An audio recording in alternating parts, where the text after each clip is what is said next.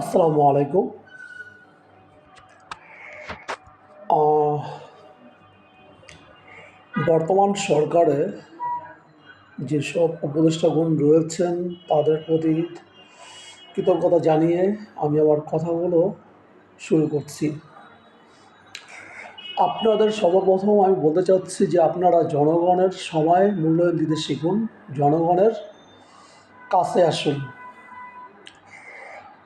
আপনারা যদি ভালো কোনো উদ্যোগ নেন তার জন্য জনগণের সময়টা বেঁচে যায়।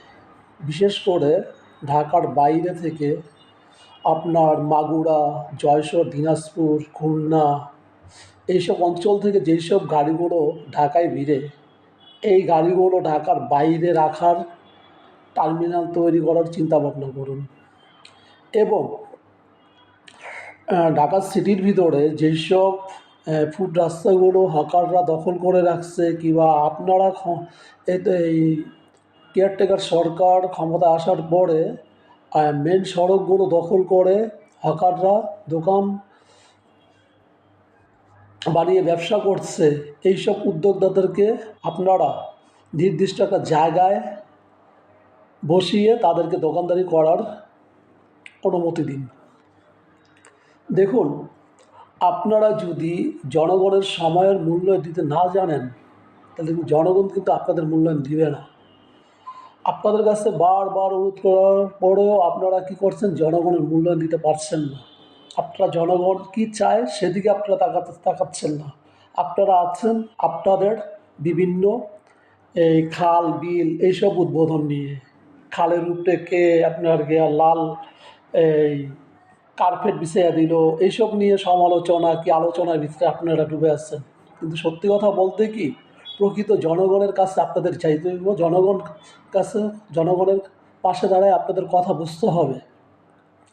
ঠিক আছে?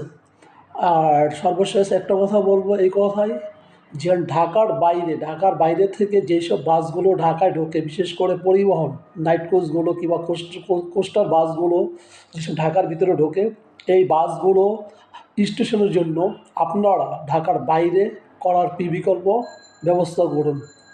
ঢাকায় এমন একটা পরিস্থিতি হয়েছে, ঢাকার যারা বসবাস করে তারা মনে করে তাদের সময় তো এমনি চলে যাচ্ছে।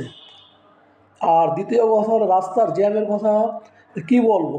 আপনারা যারা উপদেষ্টা আছেন আপনারা নিজেরাও জানেন যে শহরে জ্যামের কী অবস্থা। অনেক পেপার পত্রিকায় বলে যে রাজধানীকে জ্যামমুক্ত কীভাবে করা যায়। আসল কথা হলো যেসব গাড়িগুলো, যেসব পরিবহনগুলো আপনার ঢাকার সিটি ঢোকার কোনো অনুমতি নেই, তারাও ঢাকার সিটিতে ঢুকছে এবং বিভিন্ন জায়গায় কাউন্টার খুলে তারা ঢাকার বাইরে টিপ নিয়ে যাচ্ছে। আপনার সকাল 8টা থেকে বিকাল 5টা পর্যন্ত কিংবা রাত্র 10টা পর্যন্ত এইসব পরিবহন যেন ঢাকার ভিতরে ঢুকতে না পারে। আপনাদের কাছে অনুরোধ থাকবে আপনারা এই বিষয়ে ব্যবস্থা নেবেন। আসসালামু আলাইকুম।